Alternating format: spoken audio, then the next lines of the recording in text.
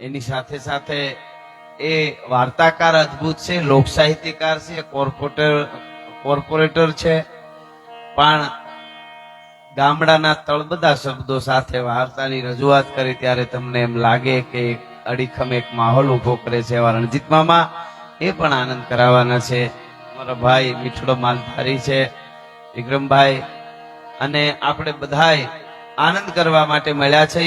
ફરી ફરીને એસપી સાહેબ, પંડ્યા સાહેબ એમણે અમને યાદ કર્યા, બોલાવ્યા, આખો પોલીસ પરિવાર, આઈજી સાહેબ એમનો મોંઘો સમય, એમાં મેં કીધું એમ રાણા સાહેબ, અને બધાય મને નામની ખબર ન હોય પણ બધા પધારેલા જેટલા મહેમાનો છે એનું અહીંથી સ્વાગત કરી અને લોક સંસ્કૃતિની વાતોની મારે શરૂઆત કરવી છે. લોક ડાયરો એટલે અશોકભાઈ, લોક ડાયરો એટલે એવી વાત નથી કે 50-60 વર્ષ પહેલા, 70 વર્ષ પહેલા કોઈને એવો વિચાર આવ્યો કે આવું કંઈક શરૂ કરી મજા આવે, અમને અમારું જામે બીજાનું સામે વાળાનું જામે, એવી વાત નથી.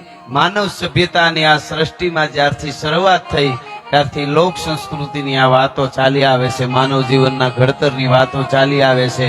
આમ રેવાય, આમ જીવાય. ડાયરો એટલે શું?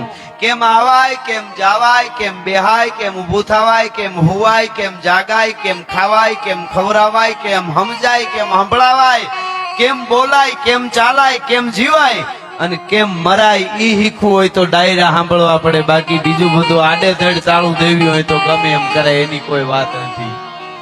સાહિત્યની જે આપણી વાત છે, આપણી જે ધારા છે, એ ધારા ઈ શીખવાડે છે. બાકી તો કેટલાય આવ્યા ને કેટલા ગયા છે, નાથ મોરડો કાઢી નાખ્યા, એને હારે કાંઈ લેવા દેવા નથી.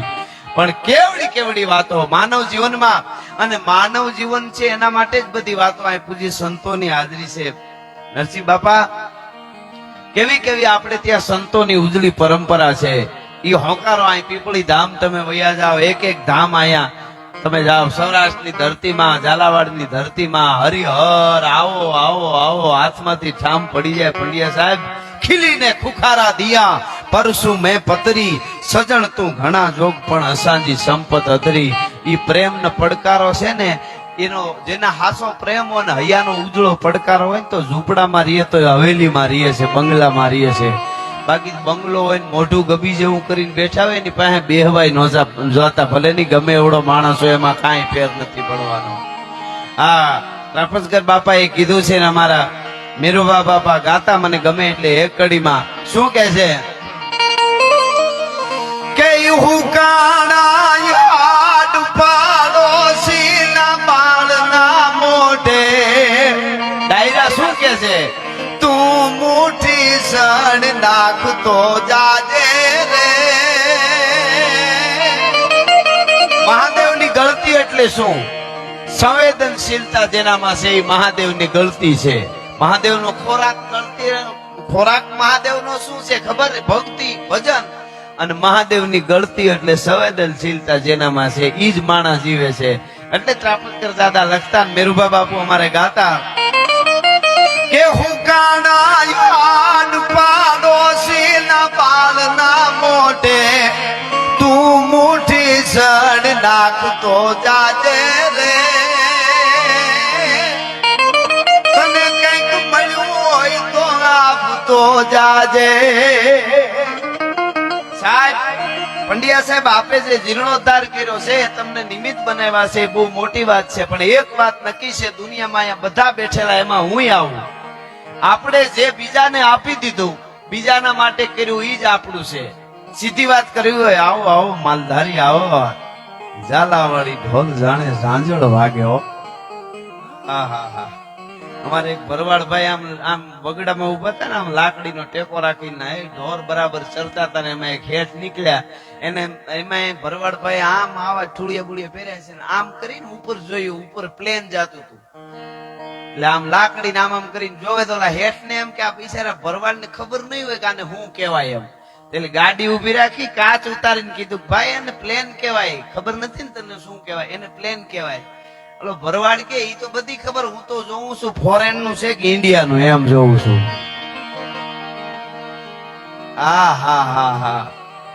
એ ગણિત ની જે મજા છે, હા, ઓલો નહીં શિક્ષક સાહેબ ઓલા બાળકોને ભણાવતા હતા રાણા સાહેબ, તો એમાંથી એક બાળકને એ શિક્ષક સાહેબે પ્રશ્ન કર્યો, હું એક પ્રશ્ન કરું છું એનો જવાબ કોણ આપશે? તો એક માલધારી છોકરો રેડિયા ને એરિયલ જેવી ચૂંટણી ઉભો થયો.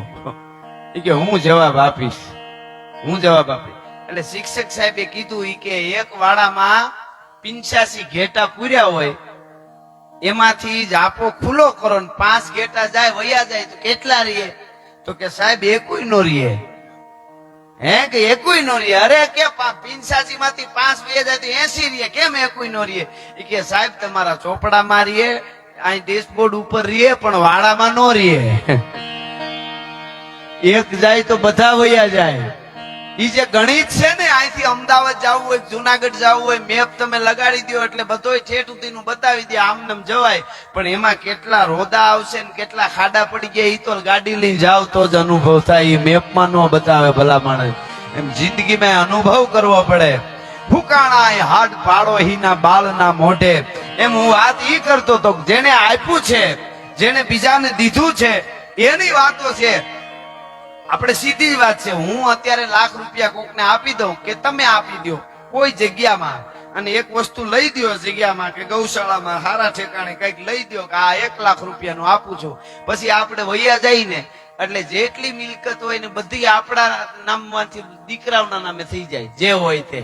પણ ઓલી જગ્યામાં જઈને પૂછો કે આ તો ઈ ફલાણા ભાઈ 1 લાખ નો લઈ દીધું તો 100 વર્ષ પછી પણ એમ કે આ એને અહીંયા રૂમ બંધાવી દીધો તો 5 લાખ નો ફલાણું કરી દીધું તું, જે કઈ એનો અર્થ એવો છે, દિયા સો રહ ગયા ઓર રખા સો ચલ ગયા. જે રાખ્યું એ વયું ગયું. એમ આ તો મહાદેવનો મહિનો છે. શિવના ઉપર શિવ મહિમા કો સાગર ભર્યો અને કવિ કપોત કી સંત. એમ કબૂતર દરિયામાં પાણી પીવા જાય ને દરિયાનું પાણી ખારું લાગે ને ચાંચ આમ કરીને ઉડાડી નાખે, એ જેટલું ઉડે ને એટલું જ અમે બધા શિવ વિશે બોલી શકીએ. બાકી તો શિવ મહિમાનો દરિયો ઘૂઘવાટા મારે છે. એમાં શ્રાવણ મહિનો આ વખતે તો 5 હોમવાર થી શરૂઆત થાય છે અને પાછું હોમવારે પૂરું થાય. તમે વિચાર કરો મહાદેવ. હું કાયમ કહું છું મારા પ્રોગ્રામમાં, દુનિયાના જેટલા દેશ છે મજા આવે એવા છે, ફરવા જેવા છે, સિસ્ટમ સારી છે, એના પાસે લીધા જેવું સારું છે. આપણે તો શું છે, હારું હારું નથી લેતા. આપણા ગુજરાતીઓ અમેરિકા ફરે, કેનેડા ફરે, ઓસ્ટ્રેલિયા ફરે, લંડન ફરે, દુબઈ ફરે, આફ્રિકા ફરે, પણ સર્કલ નો ફરે. ત્યાં ગાડી સીધી જ આવવા દે પાછા. મુદ્દો જ ઈ છે. આમાં તો શું છે, વાતો કરી નાખવી બહુ હેલી. પોતાના માટે કોઈ પણ આપણે કરવું, ફલાણા 4 જણા ટ્રેનમાં બેઠા હતા, બેઠા બેઠા વાતો કરતા હતા. ઈ કે પંખો ટ્રેનમાં ચાલુ નથી થતો, બીજો કે થાય, ખાઈ જાય બધા, ખવાઈ જાય, આમાં હળી ગયેલું બધું આવે. તો બીજો કે લાઈટે નથી થાય, ખાતા છે, ખાઈ જાય બધા, આ બધું આ સરકાર બધા ખાઈ જાય. કે તો ત્રીજો બાદ ટોયલેટમાં જઈને આવ્યો કે પાણી નથી આવતું, આવે, ખાઈ જાય છે બધા, ખાવા જ બેઠા. તો ચોથો કે ટીટી આવે હો. 4 માંથી એકોય ટિકિટ નહોતી લીધી કે ખાઈ જા ખાઈ જા. આમ વાતું કરવા વાળા જ હોય છે.